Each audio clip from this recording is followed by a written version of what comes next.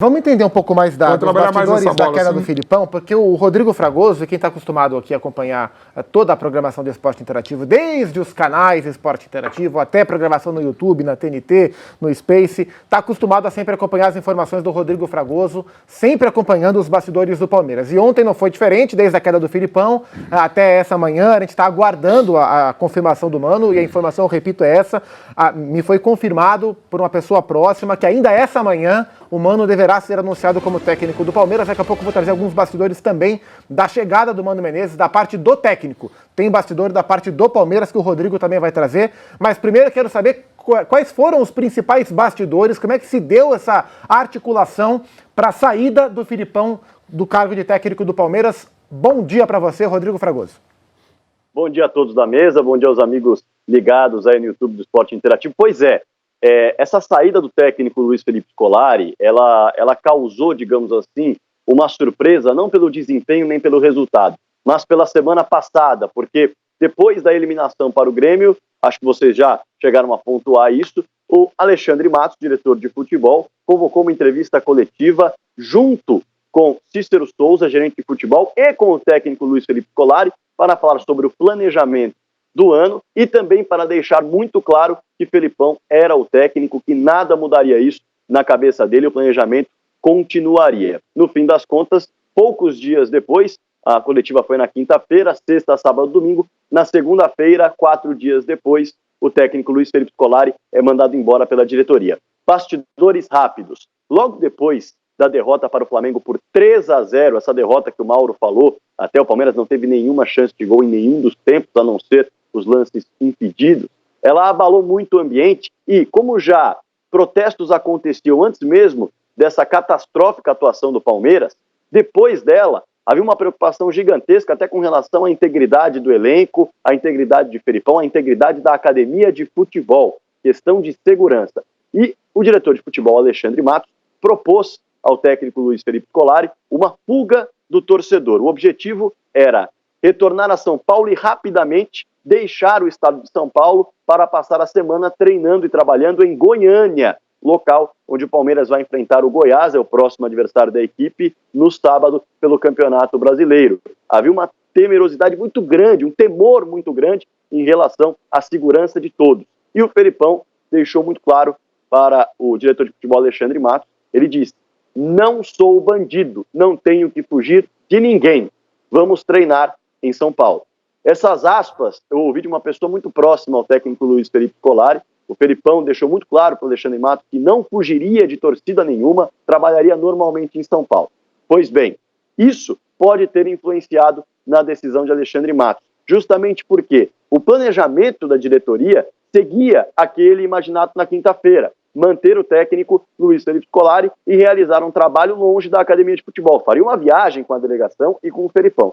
Depois desse veto, já se falava numa possível troca do treinador, mas algo bem miúdo, digamos assim, algo ainda só no imaginário. Depois disso, pelo que eu fui informado, já houve um trabalho de reunião para saber se de fato valeria a pena manter o Felipão no comando, porque algo deveria ser mudado. Pois bem, rapidamente, o Felipão tem nessa segunda-feira uma reunião com Paulo Turra, seu auxiliar, e também com o outro auxiliar, o Carlos Pracidelli, para definir o que seria mudado, qual seria o planejamento em termos de mudanças táticas e mudanças de peças no time titular. Tá? Essa reunião acontecia depois do almoço, na segunda-feira, na casa do Felipão. E no período da tarde, às 6 horas, o Alexandre Matos toca a campainha da casa de Felipão e anuncia que havia muita pressão no clube, algo deveria ser feito, e por isso ele estava encerrando o ciclo do técnico Luiz Felipe Scolari no comando do Palmeiras, Gustavo Zupac.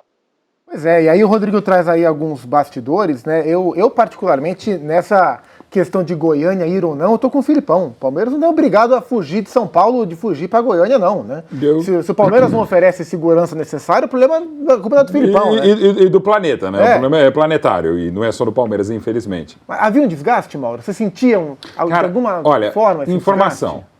Até, não vou te precisar o horário, de meia a 1 da tarde, a chance era 0 do Filipão ser demitido. Essa reunião é que demitiu o Filipão. Que loucura. E é uma reunião, digamos que a pressão de baixo para cima surtiu efeito de cima para baixo.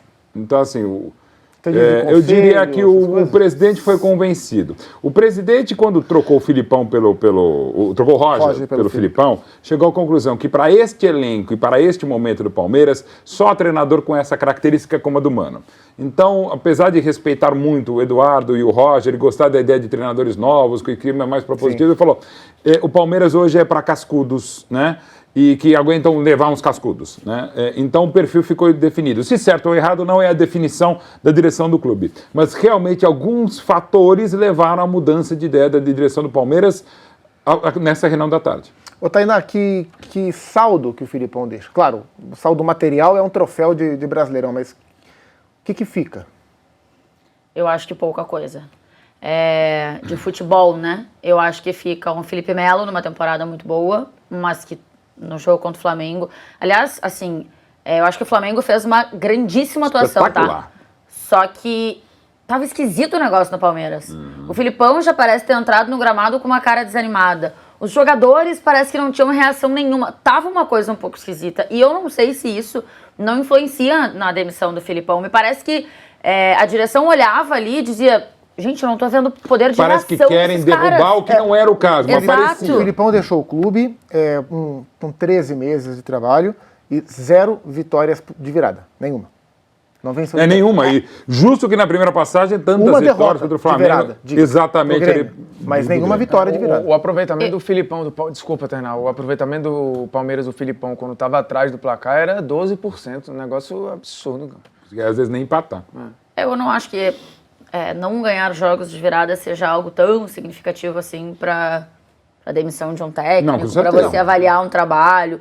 Acho que é um número, ok? Mas que tem muito a ver com a proposta de jogo dele.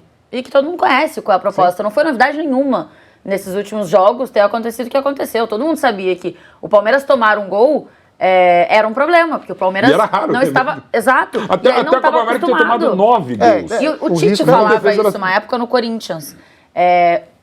2015, eu acho que o Corinthians estava voando e tal. Sim. E aí as pessoas diziam, o que falta para esse teu time ainda, Tite? Verdade. E aí ele dizia, sair atrás e conseguir a recuperação brasileira.